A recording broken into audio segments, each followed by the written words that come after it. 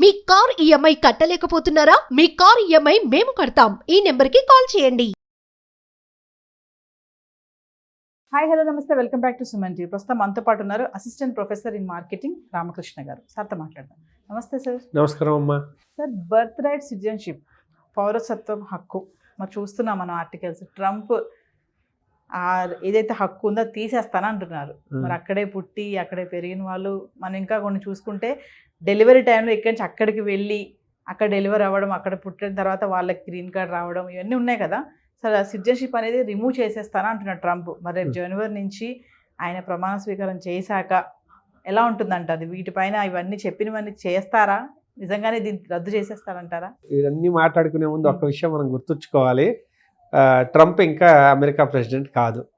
జనవరి 1, 2025 దాకా అతను president elect అంతే. కాబట్టి 25 జనవరి 1 వచ్చిన తర్వాత ఆయన ప్రమాణ స్వీకారం చేసి ఆఫీస్లోకి వెళ్ళి అప్పుడు ఏమేమి నిర్ణయాలు తీసుకుంటారన్న దాని మీద మనం ఎంత డిస్కస్ చేసినా మనకు క్లారిటీ ఉంటుంది. ఇదిగో ఇది ఇలాగాని. కాకపోతే ఆయన ఎప్పటి నుంచో కొన్ని విషయాల్లో చాలా క్లియర్గా ఉన్నారు. ఆయన ఇన్ఫ్యాక్ట్ ఈసారి ఎలక్ట్ అవ్వడం కూడా కేవలం ఒక మేజర్ ఎలక్షన్ ప్రామిస్తోనే ప్రభావితం చేశాడు. ఏమిటయ్యా అంటే ఇల్లీగల్ ఎలియన్స్, అంటే దేశంలో అక్రమంగా వలస వచ్చిన వాళ్ళు ఎవరైనా ఉంటే వారికి సంబంధించి వారికి కలిగే ఏమైనా ఇవి ఉంటే ప్రివిలేజెస్ ఏమైనా ఉంటే అవి తీసేయడం కానీ, వారి పిల్లలకు పుట్టే దానికి బర్త్ రైట్ ఇవ్వకపోవడం కానీ, ఇలాంటివన్నీ చాలా క్లియర్గా ఉన్నారు. అని మొదటి నుంచి ఈ ఒక్క విషయం మీద చాలా సీరియస్ ఉన్నారు. కాబట్టి మనం బర్త్ రైట్ సిటిజన్షిప్ అనే ఒక అంశం గురించి మాట్లాడుకోవాలంటే ఇంకా భాగాలుగా ఉంటాయన్నమాట. ఒక్కొక్క విషయం మీద మనం డిస్కస్ చేసుకోవాలి. మొట్టమొదటిది ఏంటంటే ఇల్లీగల్ ఏలియన్ అని ఎవరు వచ్చినా వారికి బర్త్ రైట్ సిటిజన్షిప్ లేదు, వారిని నిర్మోహమాటంగా వెనక్కి పంపించేస్తాము అన్నది ఆయన ఎలక్షన్ ప్రామిస్. అసలు ముందు రానివ్వకుండా చూడాలన్నది కూడా ఆయన కోరిక. ఆయన లాస్ట్ టైం ఉన్నప్పుడే మొత్తం మెక్సికో బార్డర్ నిండా బార్డర్ వాల్ కడతామన్నారు. దానికి వ్యతిరేకంగా డెమోక్రాట్లు చాలా గోల చేశారు. ఇక్కడ చిన్న తేడా ఏంటంటే ఇప్పుడు భారతదేశానికి పాకిస్తాన్కి కూడా చొరబాట్లు ఉంటాయి. కాకపోతే అక్కడ చొరబాట్లు చేసేది మన దగ్గర బాంబులు పెట్టడానికి, ఇక్కడ చొరబాట్లు చేసేది ఎందుకయ్యా అంటే అక్కడ దేశంలోకి వెళ్ళిపోయి అక్కడ కొంచెం సుఖంగా బతుకుదాము, ఇలాగ దాని ఏమంటారు ఒక చైన్ ఇది ఉంటుందన్నమాట. ఇమిగ్రేషన్ అంటే ఏంటి, ముందు ఒకడు వస్తాడు, వాడు ఎలాగోలా కష్టపడి ఏదో లోకల్గా సంపాదించుకుంటాడు, ఇంకా తర్వాత వాళ్ళ అమ్మ, వాళ్ళ నాన్న, వాళ్ళ భార్య, పిల్లలు, ఈ చైన్ సిస్టంలో అందరిని పట్టుకురావడం అనేది ఇంకొక టెక్నిక్ అనమాట. అసలు మొదట ఆదిలోనే తుంచేద్దామని ఈ నిర్ణయం తీసుకున్నాడు. సో ఇల్లీగల్ ఎమిగ్రెంట్స్ ఎవరున్నా వారికి ఇవేవి నిబంధనలు వర్తించవు, వారికి అసలు సిటిజన్షిప్ వచ్చే అవకాశం లేకుండా చేయాలన్నది మొట్టమొదటిది. రెండవది, అక్కడ పుట్టినందుకు గాను సిటిజన్షిప్ వచ్చేయడం. ఇక్కడ ఒక అద్భుతమైన స్కామ్ ఉంది. ఏంటయ్యా అంటే ఈ ఒక టూర్ ప్యాకేజెస్ ఉన్నాయి. మీరు కులు మనాలి లేకపోతే మారిషస్ టూర్ వెళ్ళాలనుకున్నారనుకోండి, చెప్తారు వాళ్ళ 3 days 4 nights స్టే ఇలా ఉంటుంది అని చెప్తారు. అలాగా అక్కడ కేవలం ఏదంటారు సిటిజన్షిప్ కోసం ఒక ప్యాకేజ్ ఉంది. అంటే ఏం చేస్తారు, ఒక 6 నెలలు 7 నెలలు గర్భవతిగా ఉన్న వాళ్ళని తీసుకెళ్ళి అక్కడ డెలివరీ చేయించి ఆ పుట్టిన పిల్లడికో సిటిజన్షిప్కి సంబంధించిన మొత్తం ప్రాసెసింగ్ చేయించి జాగ్రత్తగా మళ్ళీ దేశానికి తెచ్చి పంపించేస్తారు. మరి వెనక్కి ఎందుకు వచ్చేయడం, అక్కడ ఉండిపోవచ్చు కదా అంటే ముందు వాళ్ళ కోరిక ఏంటంటే ఆ పిల్లకో సిటిజన్షిప్ వచ్చేయాలి. వచ్చేసిన తర్వాత వాళ్ళు పెద్ద అయిన తర్వాత ఎప్పుడు కావాలంటే అప్పుడు రావచ్చు. వాళ్ళకి ఇంకా అమెరికన్ పాస్పోర్ట్ వచ్చేసింది కదా, ఇంకా అక్కడి నుంచి ఫుల్ హ్యాపీస్. సో ఆ రకమైన స్కామ్ అది ఏంటంటే చాలా ఇదిగా నడుస్తుంది. సో ఆయన అది కూడా అరికడతానంటున్నాడు. ఆయన ఏమంటున్నాడు, ఇప్పుడు బర్త్ రైట్ రావాలంటే తల్లి కానీ తండ్రి కానీ ఇద్దరిలో ఎవరో ఒకరికి గ్రీన్ కార్డు ఉంటేనే సాధ్యపడుతుంది. ఓకే, వీళ్ళు ఆల్రెడీ అక్కడ సిటిజన్స్ ఉన్నారు, వాళ్ళ పిల్లలు సమస్య లేదు, వాళ్ళు ఏ ఎథ్నిసిటీ అయినా సమస్య లేదు, హ్యాపీ.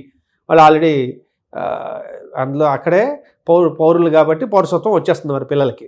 అలా కాకుండా బయట వాళ్ళు ఎవరైనా వస్తే ఇద్దరిలో ఒకరికి గ్రీన్ కార్డు ఉంటేనే వీళ్ళని పౌరులుగా మనం పౌరసత్వాన్ని ఇస్తాము, లేదంటే ఇవ్వము అని ఆయన ప్రతిపాదన. విశేషం ఏంటంటే ఆయన ప్రతిపాదించిన దానికంటే ఆయన కింద ఆయన అడ్వైజర్లు ఎవరు ఉంటారో వాళ్ళు ఇంకా హార్డ్ కోర్ అన్నమాట. అసలు వీటికి కూడా ఇస్తారు లేదు, వాళ్ళ స్టేట్మెంట్లు అయితే దీనికి కూడా ఇంకా కొంచెం ముందుకే వెళ్తున్నాయి, అసలు అలాంటివి కూడా ఇవ్వాల్సిన అవసరం లేదన్నట్టుగా వాళ్ళు ఉన్నారు. కాబట్టి ఇది ఎంతవరకు రియల్గా ఒక లా కింద మారుతుందన్నది కొంచెం వేచి చూడాలి. ఇంకొక విషయం ఏంటంటే ఇంతకుముందు ట్రంప్ వచ్చినప్పుడు ఆయన ఇది ఎలా ఉంటుందంటే యుఎస్ ఏంటంటే ప్రెసిడెన్షియల్ రూల్. ఓకే, ప్రెసిడెంట్ అనే ఆయన వేరు, ఇక్కడ సెనేట్ వేరు. కాంగ్రెస్ ఏదైతే ఉంటుందో కాంగ్రెస్ అంటారు అక్కడ మన పార్లమెంట్లో అది. కాకపోతే ప్రెసిడెంట్ తాలూకా పనులు వేరు. ప్రెసిడెంట్ ఒక లా పాస్ చేశాడంటే దాన్ని వీళ్ళు కాంగ్రెస్లో డిస్కస్ చేసి దాన్ని ముందుకు తీసుకెళ్ళాలి. ముందుకు తీసుకెళ్తే ఎగ్జిక్యూటివ్ వీళ్ళంతా ఎగ్జిక్యూట్ చేస్తారు. కాకపోతే ఏమైందంటే ఇంతకుముందు అది డెమోక్రాట్ల చేతిలో ఉంది, ఈయన రిపబ్లికన్ ప్రెసిడెంట్ అయ్యాడు. కాకపోతే ఇదేం పంపించినా వాళ్ళు చక్కగా దాన్ని కోల్డ్ స్టోరేజ్లో పెట్టేయగలిగారు. ఇప్పుడు అది లేదు సమస్య. ఇప్పుడు ఇద్దరు రిపబ్లికనే, ప్రెసిడెంట్ రిపబ్లికనే, ఇక్కడ కాంగ్రెస్ రిపబ్లికనే అయిపోయింది. ఇది సరిపోదన్నట్టు ఇక్కడ వీళ్ళ జ్యుడిషియల్ సిస్టమ్ ఉంటుంది. అది ఎలా ఉంటుందంటే 9 మంది జడ్జిలు ఉంటారు. ఇలాంటి పెద్ద పెద్ద విషయాల్లో మన సుప్రీంకోర్టులో లాగా ప్రతి చిన్న విషయానికి వెళ్ళి సుప్రీంకోర్టులో కేసులు వేయడానికి ఉండదు. ఏమైనా కాన్స్టిట్యూషనల్ పెద్ద పెద్ద ఇష్యూస్ మాత్రం సుప్రీంకోర్టు దాకా వెళ్తాయి. ఆ సుప్రీంకోర్టు జడ్జిల్లో జనరల్గా ఎలా ఉండేదంటే కొంచెం బ్యాలెన్స్ ఉండేది. ఓకే, 5-4 లేకపోతే 4-4 ఒకళ్ళు ఇండిపెండెంట్ ఇలా ఉండేది. ఎందుకంటే వాళ్ళు నామినేట్ చేస్తారు, దాని ఏమంటారు, ఎవరు అధికారంలో ఉన్నారో వాళ్ళు నామినేట్ చేస్తూ ఉంటారు. ఓకే, ఇప్పుడు అది కూడా రిపబ్లికన్లే ఎక్కువ ఉన్నారు. దాదాపు 6 జడ్జిలు రిపబ్లికన్లే. కాబట్టి ఇప్పుడు ఈ ఒక్క విషయంలో మనం వాళ్ళు ఇంతకుముందు మాట్లాడినా చేయలేకపోయారు, ఈసారి మాట్లాడినా చేయగలడానికి అన్ని రకాల దారులు తెరిచి ఉన్నాయి. కాబట్టి ఆయన గోడ కడతానంటే కట్టచ్చు, వీళ్ళందరినీ వెనక్కి పంపిస్తానంటే పంపించవచ్చు, ఇలాంటి వాళ్ళకి అసలు పౌరసత్వం ఇవ్వను అంటే ఇవ్వకపోవచ్చు, అది ఆయన ఇష్టం.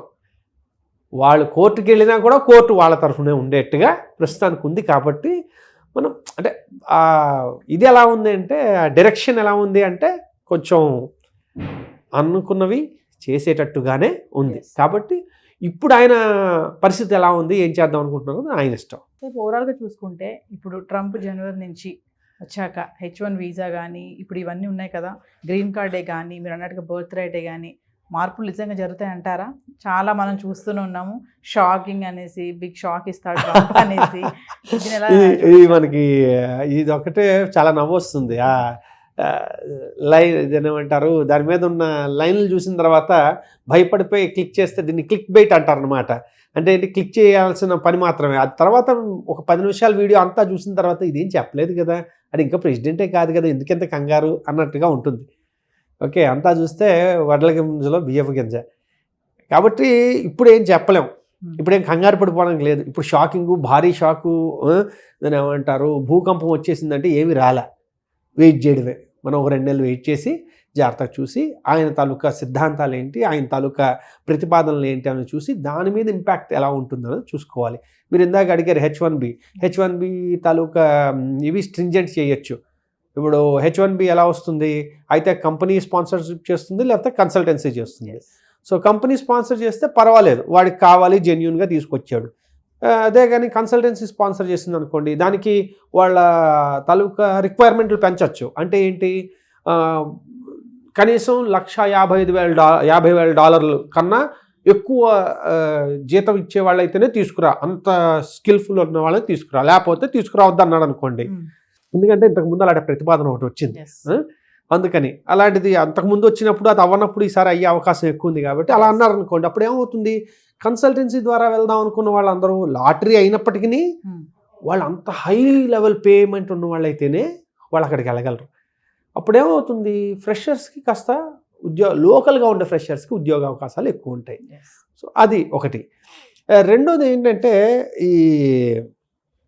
ఈ టైం పీరియడ్ ఏదైతే ఉందో దాన్ని ఏమంటారు, గ్రీన్ కార్డ్కి దానికి సంబంధించిన టైమ్స్ కొంచెం పొడిగించడము లేదా వాటిని ఇంకా కొంచెం క్లిష్టతరం చేయడము, ఏవో చిన్న చిన్న ఇవి రూల్స్ మార్చడము ఇవి చేస్తూ ఉండొచ్చు. ఎందుకంటే అంటే మనకి భయపెట్టేసినట్టుగా ఒక్కసారి అంతా హోల్సేల్గా ఏది మార్పు చేసేసేయరు. కాకపోతే ఎలా చేస్తూ ఉంటారంటే చిన్న గిలినట్టు అన్నమాట. ప్రశాంతంగా ఉండదు.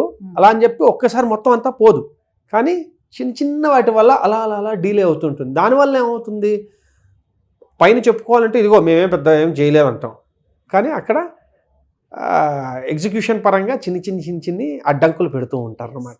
సో H1Bకి కానీ గ్రీన్ కార్డుకి కానీ ఇలాంటివి అయ్యే అవకాశాలు అయితే ఉన్నాయి. సిటిజన్షిప్ అయితే మీరు ఖచ్చితంగా మీరు తీసుకోండి, వాళ్ళు గ్యారంటీగా ఏవో ఒక నిర్ణయాలు తీసుకుంటున్నారు. సో ఒక క్వశ్చన్ చెప్పండి సార్ ఫైనల్గా, అంటే మన స్టూడెంట్సే కానీ అక్కడ వర్క్ చేయాలని అక్కడికి వెళ్ళిన వాళ్ళే కానీ అలర్ట్గా అలర్ట్గా ఉండాలి ఈ టైంలో అని చెప్తారా మీరు? అంతే కదా, ఇంకా అలర్ట్గా అంటే ఏ టైంలో ఏ డెసిషన్ వస్తుందో ఇంకా అలర్ట్ అని ఏం లేదు, ఇంకా వెయిట్ చేయడం అనమాట. ఇదేంటంటే ఒక తట్టబుట్ట సర్దుకుని రెడీగా ఉండాలి అలా ఏం చెప్పలేము కదా. అది వాళ్ళు ఏ ఇండస్ట్రీలో ఉన్నారు, లేకపోతే ఏ రకమైన సిచ్యువేషన్లో ఉన్నారు మనకు తెలియదు కాబట్టి అంత భయపడిపోయేదే ఉండదు. టైం ఇస్తారు, దేనికైనా కొంత సమయం ఉంటుంది.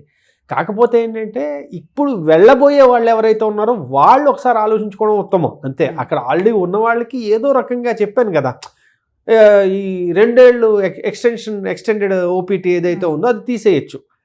అప్పుడు ఏమవుతుంది, 1 year అవగానే ఇంక మరి అంటే మీకు టైం ఉంది, ఈ 1 year అయిపోతుంది అంటే ఇంక నువ్వు వెనక్కి వచ్చేయాలి బాబు అని చెప్పుకోవడం. ఆల్రెడీ 2 yearsలో ఉన్న వాళ్ళని అయితే తీసేరు కదా, ఆల్రెడీ ఆవిడ అందులోనే ఉన్నాడు. సో కాబట్టి ఏంటంటే ఏది వెంటనే ఇలాగా మీరు అన్నట్టు తట్టాబుట్టా చేసి పరిగెట్టుకుంటూ వచ్చేసేంత అవసరం లేదు. కానీ పరిస్థితులు మారుతాయి.